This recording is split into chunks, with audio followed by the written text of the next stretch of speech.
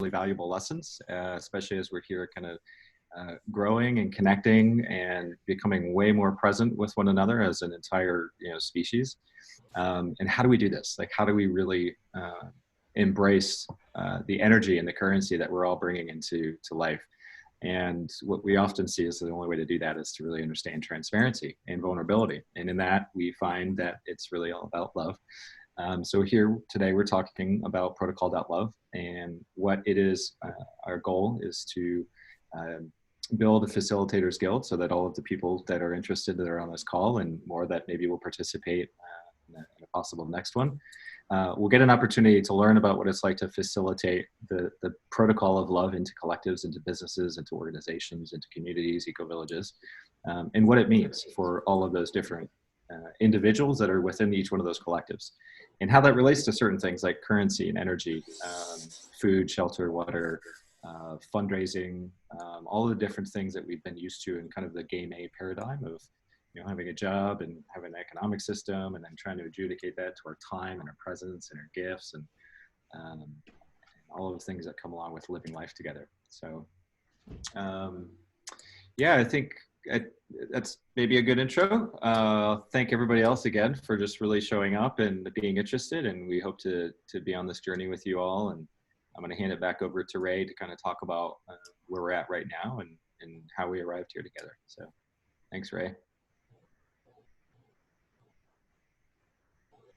Thanks, Joel. Yeah, so I know most of you.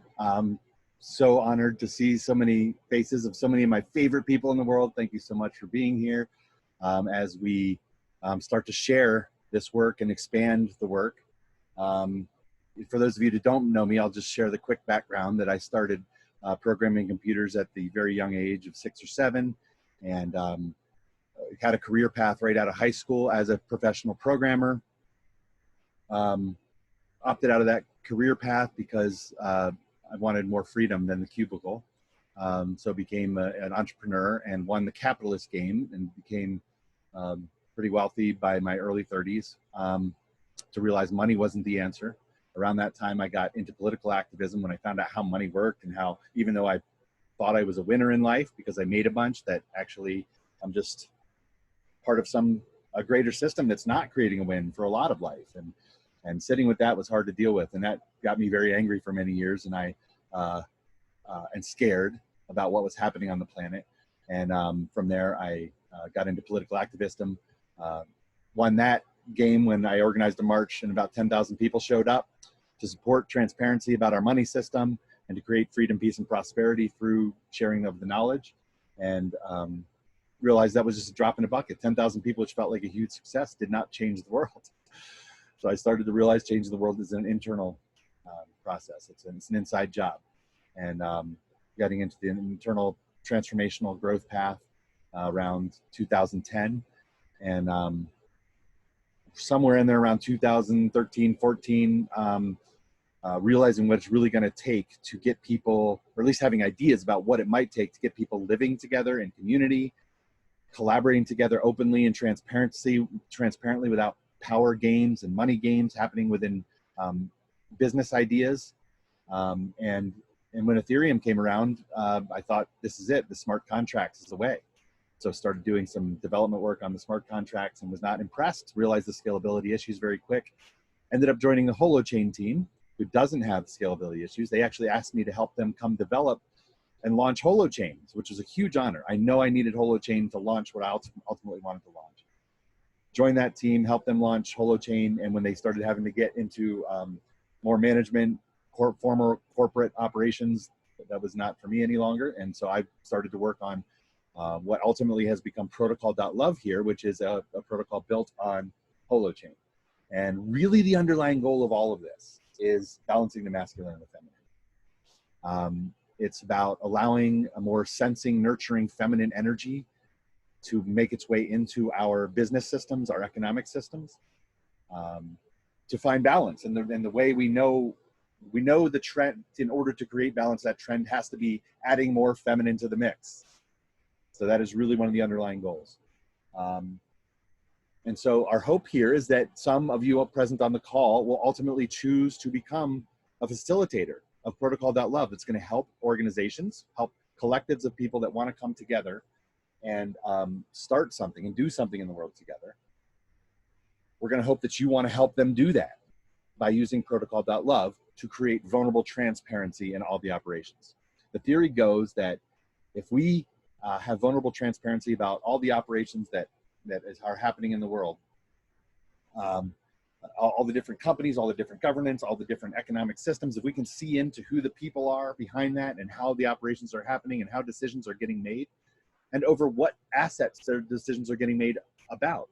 These are the things that Protocol.Love specifies as the means for vulnerable transparency in group operations.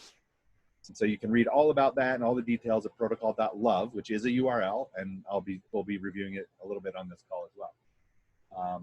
But one or more of you may want to choose to join the small team of Joel and I that have currently been doing this work. We've been going in with organizations who want to start a collective, and we've been sitting with them to consult on how they can ensure their collective operates with vulnerable transparency from day one, avoiding money and power conflict stuff that is very, very common when organizations start to form. So a facilitator is kind of one of two roles. There are some of you probably on this call, like Joel is one, that is capable of doing both of these roles. And you're a unicorn, you're a magic person. You should become a facilitator. The two kind of roles are the masculine and the feminine roles of where the masculine role is more of the economics, business, methodology, process-oriented stuff about how to identify currencies and identify metrics within and how to create good flows of all those things. And then the feminine side, which is really what's missing in our startups today, is the more empathic counselor, HR, like conflict resolution kind of person.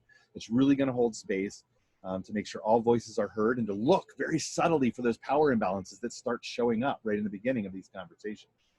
And so we'll probably be looking mostly for teams of people, like one who's going to play more of that feminine role and one who's going to play more of that masculine role.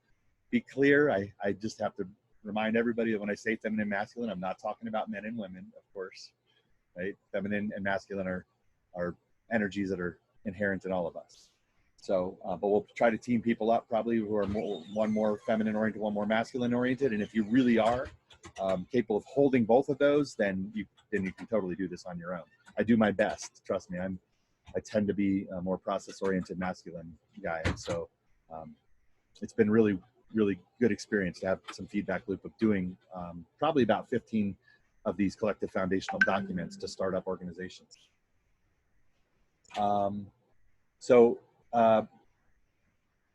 Yeah, ultimately,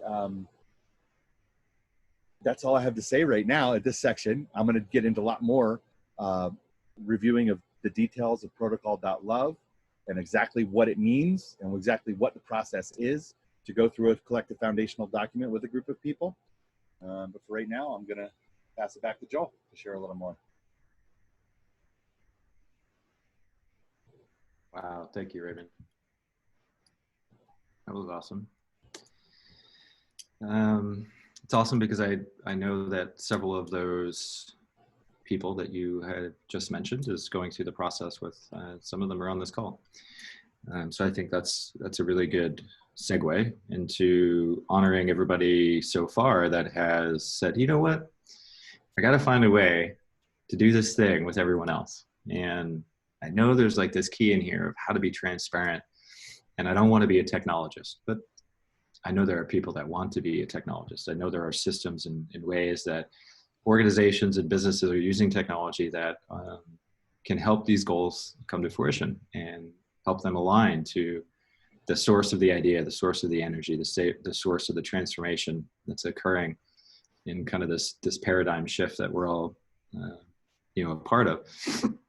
So the unique aspect that I, just bring some of like what Ray was talking about in the experiential part of working with collectives. Like many of the people that are on this call are interested because we are either tied to many groups and collectives, containers, so to say, and ecosystems.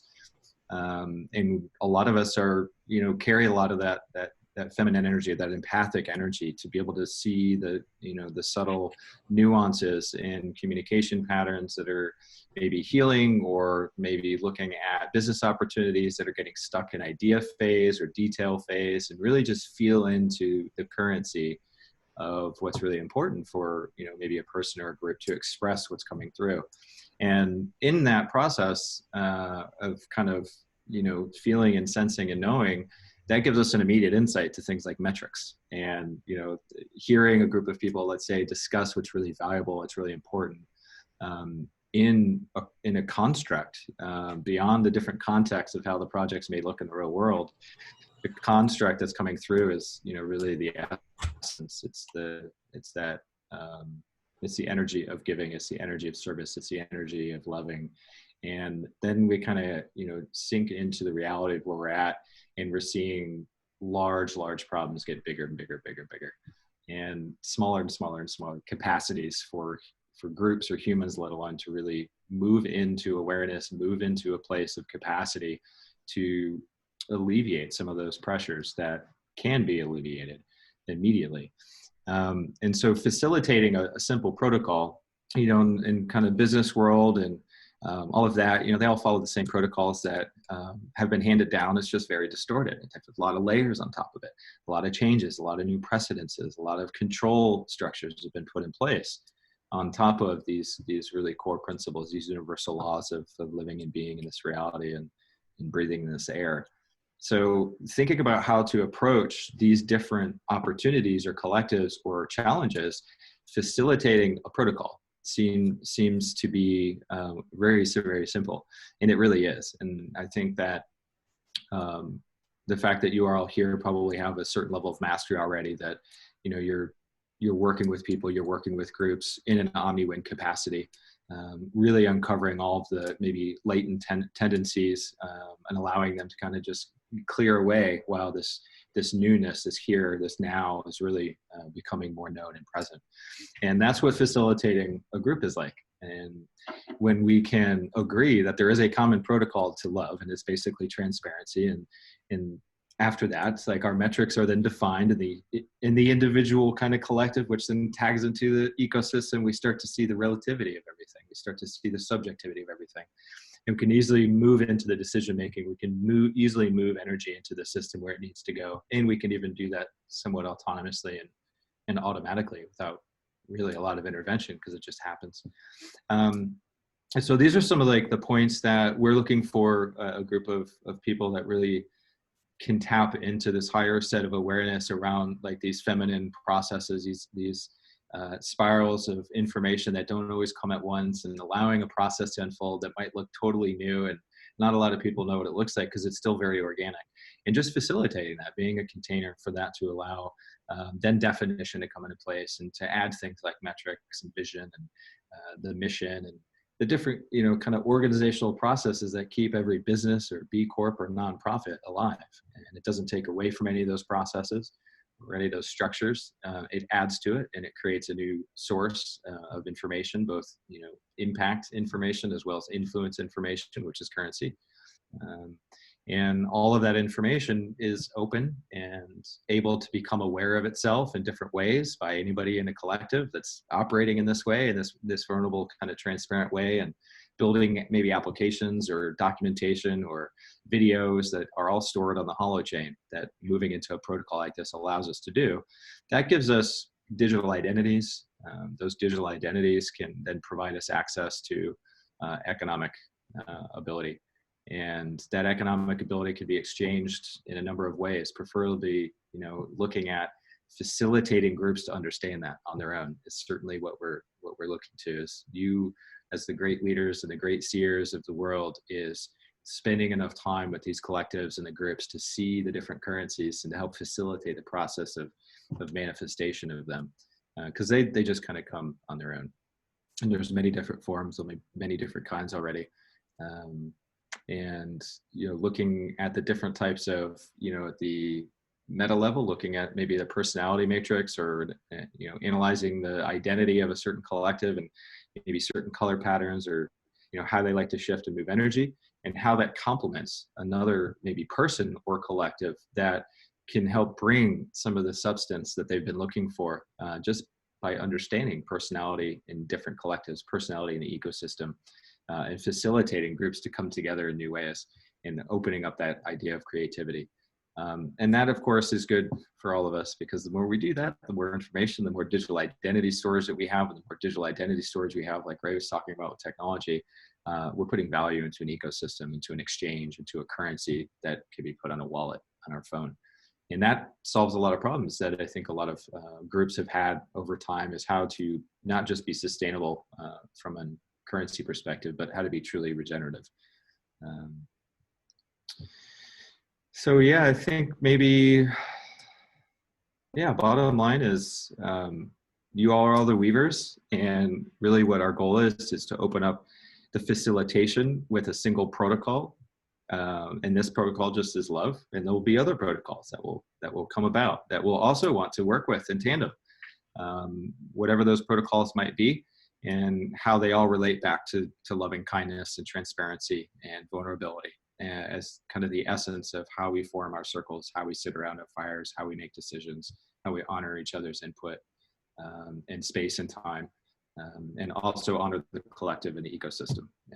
So yeah, really hoping to weave with many of you, and already weaving with several of you. And I'm going to turn it over to Ray so we can talk a little bit about what is Protocol.Love, what is currency, and then maybe what are some of the techniques behind it, just so we can get a framework of what we're looking at underneath the hood, and how that's relative to any community, company, organization, individual, etc., that's looking to express and live with in abundance and prosperity.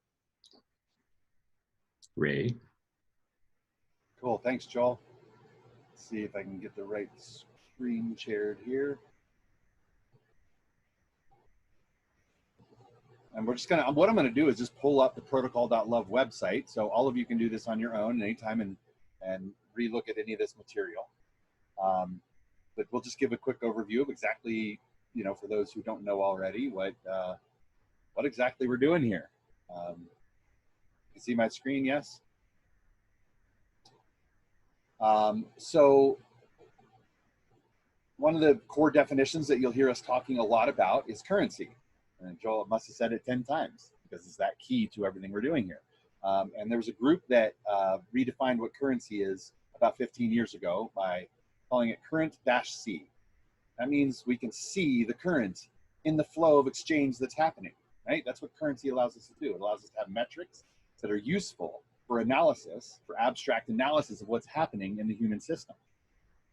So the problem with that approach of doing it with the monetary system they've come up was that every type of value exchange is jammed through one set of metrics, that is money. And we only have one set of analysis we're doing even on a global scale. We're using one metric to identify everything that's happening in the world. And then therefore making decisions as a global community of humans based on that one metric of data. So a metacurrency project came along and said, no, let's have lots of metrics. Let's have anybody be able to identify what value they see in the exchange economy of the world. You know, who's tracking the value of the parents raising the children? You know, who's tracking the value of a warm, loving embrace, and a person who's moving through the world just having everybody feel good just by their presence. You know, these things don't get economically valued inherently. So we can create a system ultimately where when we value something, we know how to create a mechanism for creating it on a scalable way. And that is kind of what Protocol.Love allows us to do. And it's a very delicate balance, of course, because we don't want to overanalyze and create over metrics around, oh, you gave me a hug, let me give you a score in my phone. You know, maybe there will be some of that going on. If it's important to you, it's so important to you as a community to give that many hugs, then you would go to that level, right? So there's a balance to be found there, but that's the direction we're headed.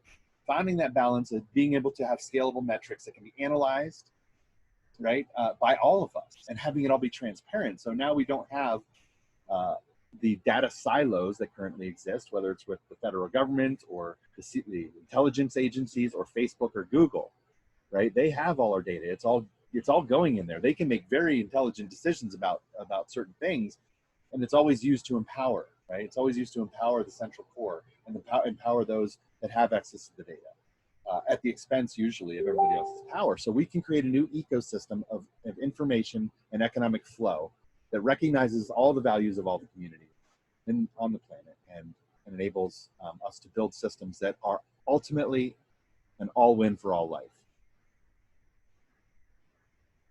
Another term we talk about a lot is a collective, and that is simply a group of people that come together with shared intent.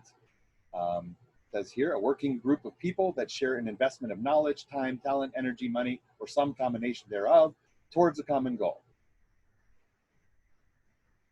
An important piece here is to remember the reality of transparency. Because the fact is that being transparent is always a choice, and it almost always takes extra effort to do it, right? So people sometimes think that we want to be punitive about, hey, you're not being transparent enough. That is not the job of the Protocol.Love Facilitators Guild, is to ever shame anyone into not being transparent enough. Okay, I'm just making sure that's crystal clear. Transparency is a choice that people need to make for themselves, from their own sovereign choice to do so, from their own realization that in doing so and asking others to do the same, we can be much more collectively intelligent and create wins for everybody. So what does a collective need to do? What does it need to share if it's going to be vulnerable and transparent? What is the mission of the collective? Who set that mission and when? These are the questions people would ask. These are the questions that we propose people want to know about what's happening within organizations. What assets does the collective steward? What assets do they intend to generate through their operations? Who makes decisions about assets that collective stewards?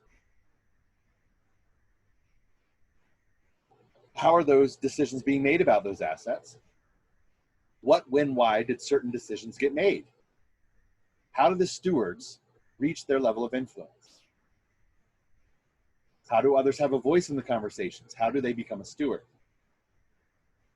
What types of liquid assets or currencies does the collective trade? When, what amounts, and with who?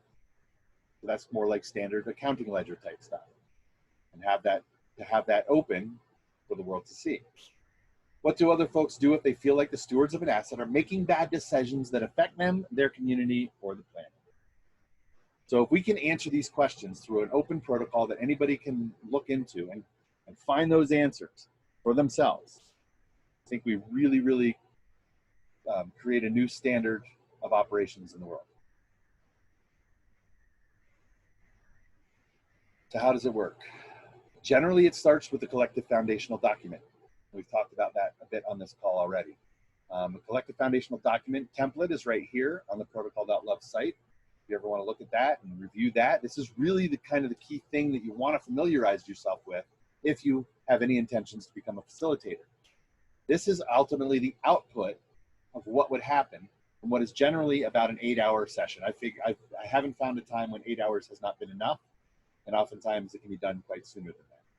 So these different sections we'll go over a bit. We have here at the top the names of the people who are present for the creation of the doc, and there's important to have a core council of people that are committed absolutely to making sure every one of them is present for every minute of the discussion about this document. And that if somebody gets sick or can't make it for any reason, we just reschedule in that case. It's really, really important. So to have a core group of people that agree to hold that level of collaboration with each other.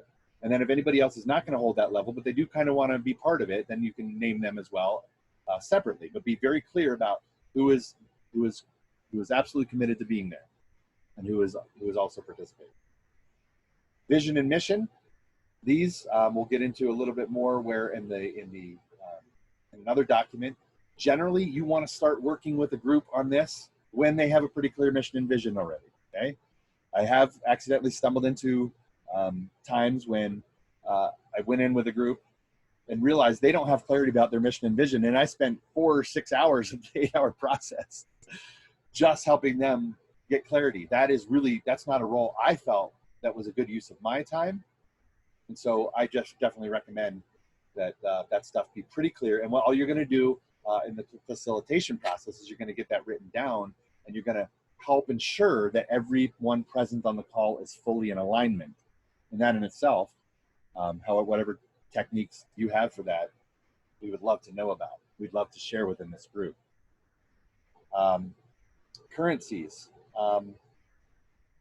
So the main important currency, there's 4 categories of currencies that Protocol.Love defines, one of them being influence currency. An influence currency represents the power of your voice in decision making, the power of an individual's voice in decision making on the group. And we simply get clear on what that is, and we have an opportunity in doing the collective foundational document to be honest about what's happening. One underlying principle that we always want to make sure we follow when doing collective foundational document is to just write down what's already happening. Don't try to invent a perfect governance system. Don't try to invent the ultimate company, open collaboration system. If that's your intent, you will do that, but you don't need to design that during this process. What we're doing in this process is write down what has worked so far to get the group present on the call, right? Just write that stuff down. So in other words, if, there's nothing wrong with having a benevolent dictatorship, okay? If there is a leader who was very clearly the originator of the idea and very strongly guiding the group, let's just acknowledge that and write that down. Let's get clear about that. There's nothing wrong with that. There is in terms of vulnerable transparency, there is something wrong with that not being stated openly. And I've seen that repeatedly where somebody is the benevolent dictator. They are in charge, but they try to play this game where, oh no, this is ours. We're doing this together, guys.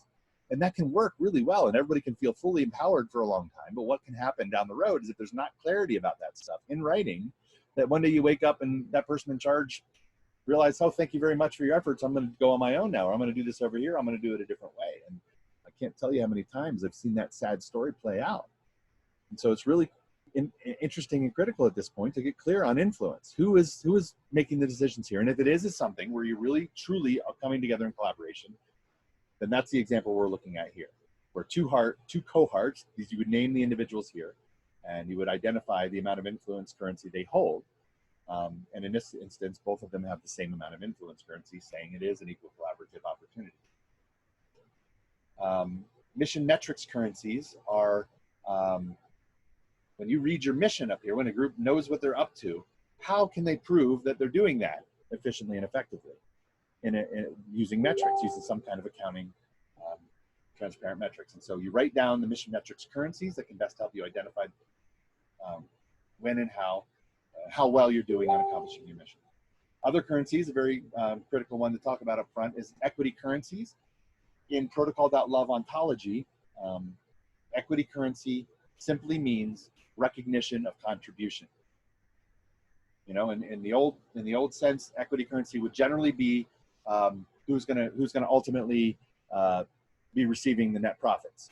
Equity currency in the Protocol.Love environment can very well mean that, but the reason it would mean that is because there was a significant contribution up front here.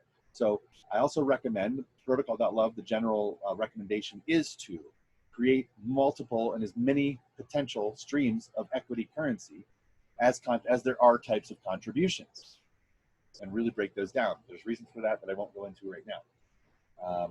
And then there's other currencies. There's just kind of like reputation is something that comes up often. People just want to have a generic currency like for reputation to score each other, say they appreciate each other. Any of those kind of things that you want to identify, any metrics that the group would like to keep, you help them identify and write down at this point on the document. Assets. Every group coming together is ultimately going to be stewarding assets. And if they're not stewarding assets, there isn't really much happening, is the truth that I've found. In other words, if you're just coming together in a group to make a decision about what movie you want to go see, that's an easy decision. There's not a lot at stake there. But if you're pulling together a group to steward $10 million, a lot of tension can exist in the group, right? And there's powerful decisions that can be made, and those decisions are going to have a greater effect on the greater whole. So getting real about what assets the group is currently stewarding and what assets they plan to steward in the future. Proposal methodology. What I've found and what Protocol.Love proposes is that no matter how a group goes about decision making, there's three fundamental things that happen. There's a proposal made. That proposal is there's a proposal made or instantiated. Then there will be discussion about that proposal. There will be iterations of that proposal. And ultimately, the proposal will be resolved. Either we're going to move forward with something or we're going to stop talking about this now because we're not. And so how do those three things happen? This is the opportunity to sit with the group and be very clear about how those things would be done. And if it is as simple as, hey, let's get on a Zoom call and talk about it, then you write that down. Hey, we get on a Zoom call and talk about it. If there's a more formal procedure in terms of decision making, then define that very clearly. Of course, the technical side of what Protocol.Love, we're going to be building the tools on Holochain to automate all of these things, to help move these processes along very easily. But what I've learned in 30-something years of software development is don't start writing code until you know exactly what happens in the real world. Right? And so that's what we're doing right now. That is the goal for all of this group, for you to help tell us on the tech team, what do we actually need this tool to do, right? Initial team accountabilities, this is kind of the first round of working together, and this is really where the rubber meets the road. Write down the things that we need to get done first, a week or two, like sprints, we call it in the tech world. Sprint, that's something we can all go out and work together to get done, and we can come back and meet together and see how it went.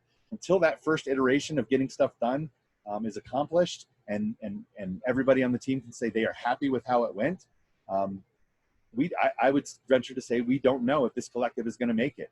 We don't know of this collective process. And that's one of the beautiful things that I've found about doing collective foundational documents. The ones that never get completed, there wasn't the coherence there. There wasn't the clarity. There wasn't the team needed. And we wasted as little time as possible to find that out. And then this is other notes that come up, anything that the team wants to agree to, you just write down in the operational notes section. And then the invocation, this is a really, really critical piece. Okay, this is the energetic, do a ceremony, do something sacred, get people to open up and get in their heart space and do something juicy. That what we have done here in creating this document together, we have created a holy sacred agreement that our integrity is bound to. And that is more important than any LLC we're going to file later on, and is important for anything that ever happens in this organization, is our integrity as a team and the way we held each other through the process and the way we hold each other together. With that, I'm going to pass it back to Joel.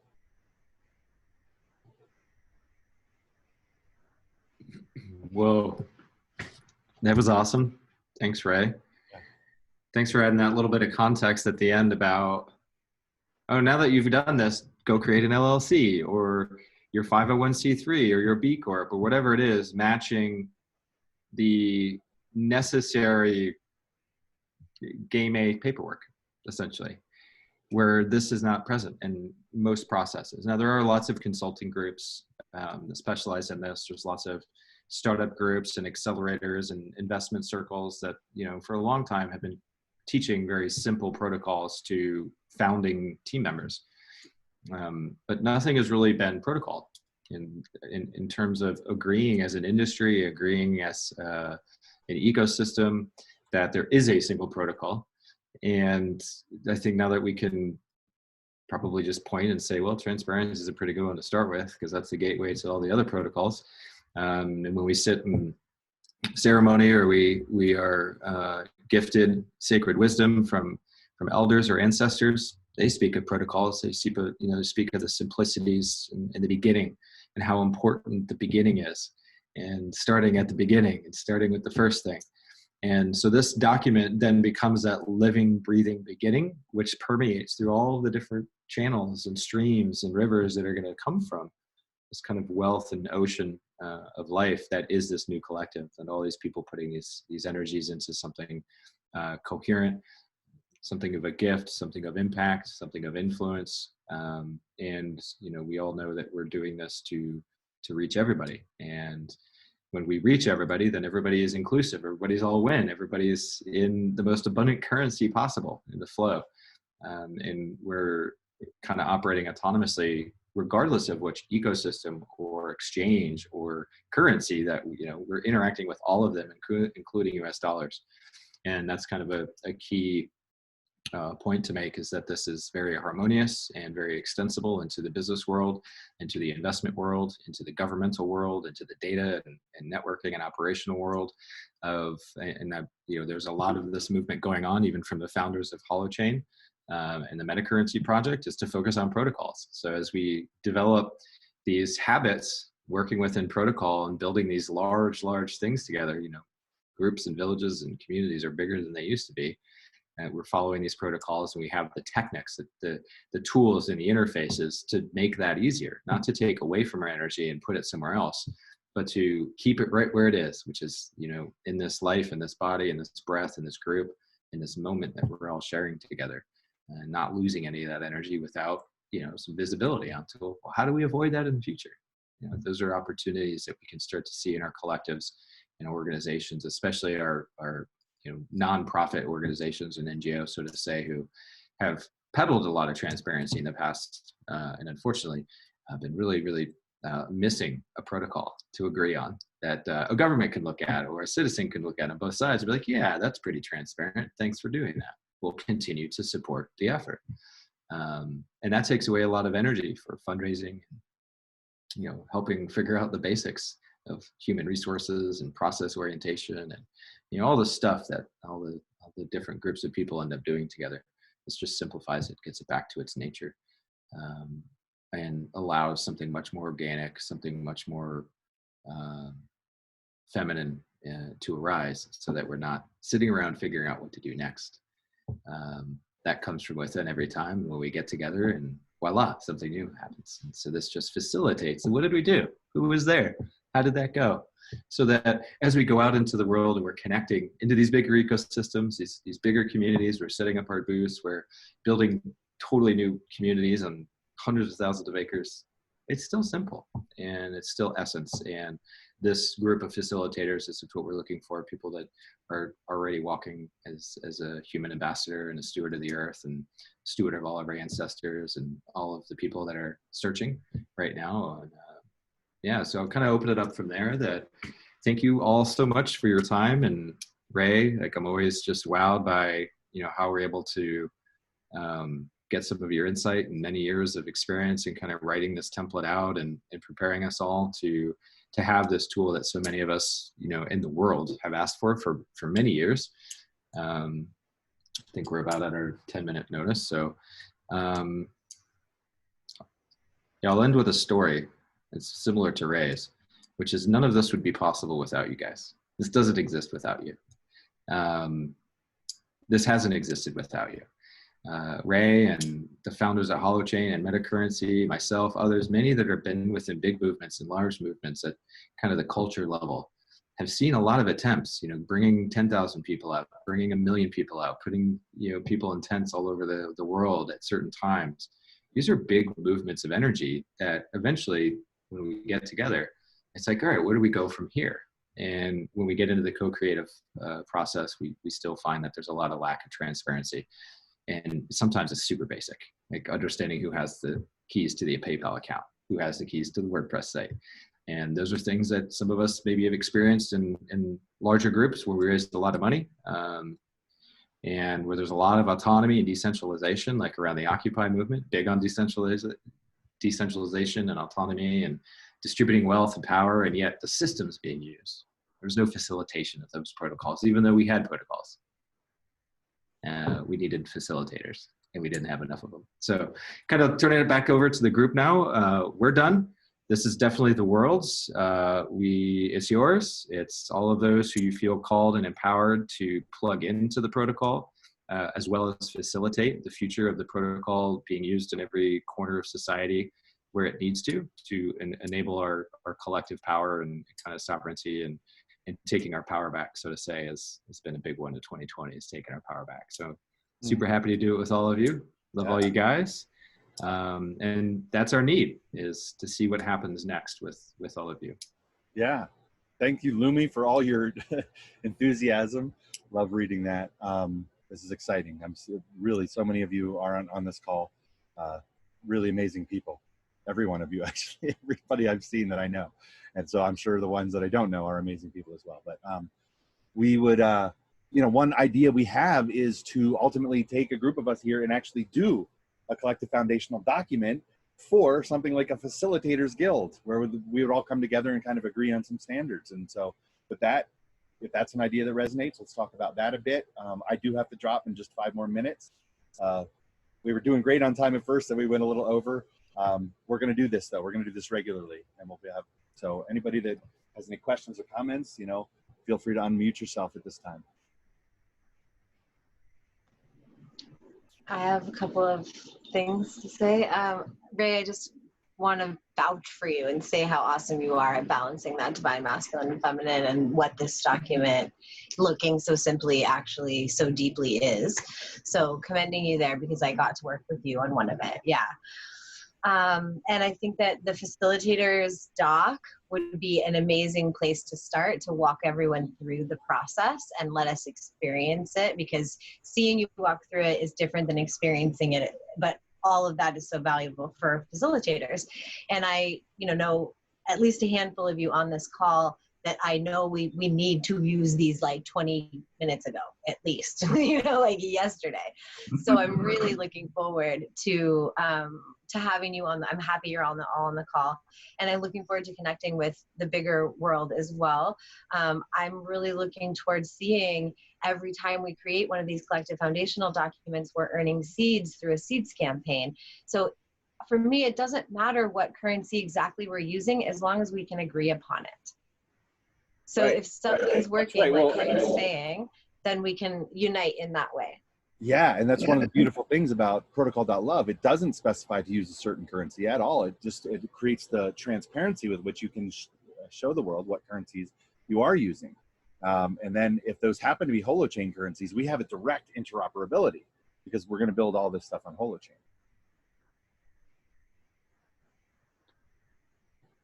I see some people talking that are muted. Just go, Ed, if you want to go. I'd definitely love to take part in the Guild foundational document. I was thinking the same thing before you said that. That'd be awesome.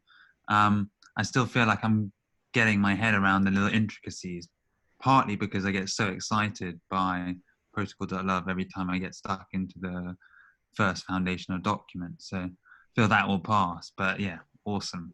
Love it. Thank you very much for that call, guys. You two are brilliant together. Excited to be part of this. Thanks, Ed. Thanks, Ed. Looks like Samavesha has his hand raised as well, after Aliki, maybe. Oh, thank you. I'm Aliki Hellman. I actually have been doing these roles of being the facilitator in startups a lot on the HR side, an executive coach and a technical background. And I'm so excited about the Protocol.Love. I think it's extremely well thought document.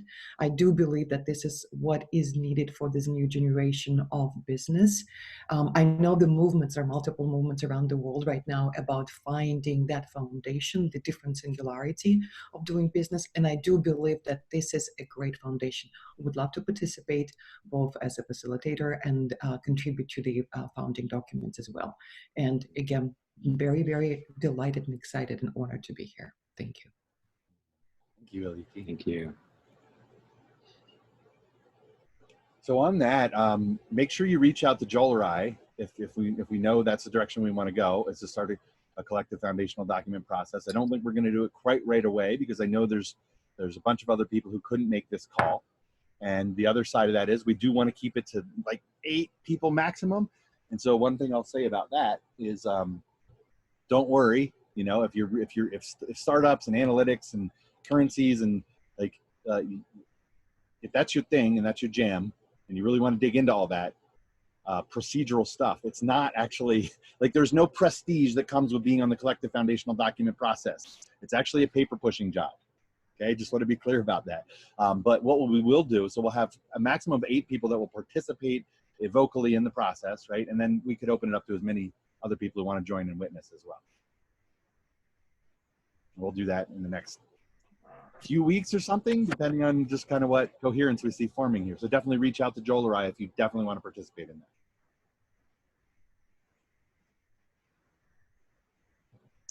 Thank you, gentlemen. Ray, Joel, exquisite share. I feel more and more of the vibration, the reality, and the potential of it every time I hear more about this. And I'm all yes. And I, of course, have several questions and just, I have a curiosity piece that came up when you were explaining about how to work out any incoherence. Like you had spoken about, oh, what do? We get on a Zoom call because we've made this agreement and then there's a snag or something that comes up and the disruption of the flow. And you said, oh, we get on a Zoom and then we work something out. So my question is, does Protocol.Love have an internal protocol and template to work out these natural imbalances, snags, Yeah. miscommunications? What is that internal protocol? That's Or a is great there question. something that's... Yeah, that's great. So what we've mostly, thank you so much, Janelle. What we've mostly described so far is the technical specifications of a tech protocol. But that's only half what we're doing here, of course. The other half is the human processes. So Protocol.Love will ultimately provide that human interactional technology as well. That is what we're really, that's anybody who's on the Facilitators Guild team.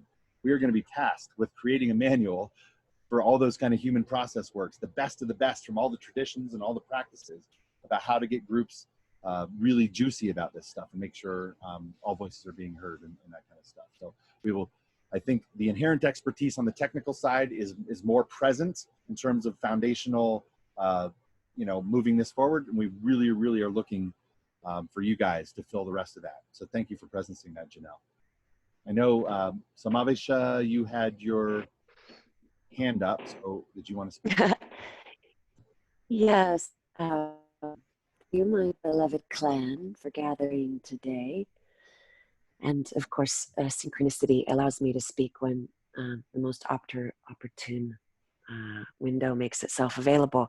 So what I would offer to our village right now is one of the ancient lineages, spoke about this with Raymond yesterday, is if each of us would allow our souls in this now moment to remember that there is the existence of a merchant priesthood, an ancient merchant priestesshood that existed on this planet for thousands of years. And that's kind of the archetype that's embracing each and every one of us that's gathered here in this guild and in this council. We are a council of consciousness in the as above, and I appreciate my brothers for bringing the structure for the reunion of the council that we be here in the so below. So because my designation of our gift as a collective intelligence is the tantra of all life, I'm being asked to invite the principles of both sovereignty and transparency, because what I know about how all the power brokers work on the planet is they have the added leverage of sovereignty. Say, for instance, the legal structures here in the North American continent, private operating foundations is how the wealthy elite have been structuring and organizing their asset management for, a few hundred years since the conception of the United States Constitution. And so what I welcome into this mix is, as much as we have the transparency, I also intuit the relevancy of the sovereignty from what I would call the hospice of the dying structures that are based in what we would call separation consciousness. What I honor and applaud this community for is that you reside within the intelligence of a unity framework, and you're applying that to the current sea, the river of all life. So I'm in. Heart hugs. To be continued. Yay. Thank you so much for those words. Yeah, that's so perfect. I believe that was one of the first things that I was diving into with Raymond, was sovereignty to transparency and legal and language and contract. And that goes down to our ancestors and to the lands that we operate on and to where we're at in our understanding of those things. So I'm also calling that in. Thank you very much for also being present with that. That's powerful. Beautiful. Yes, thank you. To be continued. You're awesome. Yay. Yeah, to be continued, everybody, guys. I got to get going. And, we had no idea how this was going to go. So it's so great to have all you here. Well, we'll do it again. I'm wondering what's the best way, Joel, is to make sure we have everybody here. We have some contact with everybody here. Yeah, Ray, I know you do have to get on another call, and I can still hold space for a few more minutes as we kind of gather some last minute details. And okay. Yeah, just make that recommendation. If you were reached out to directly by Raymond on Facebook or email or something, maybe just poke him a message directly back, or if you've been invited to a group on the messenger, just maybe join there and let us know there, and we'll go. So thank you, Raymond. Okay. Bye, Shannon. Bye, everybody. Thank you so much for being here. I'm so honored. Bye, Raymond.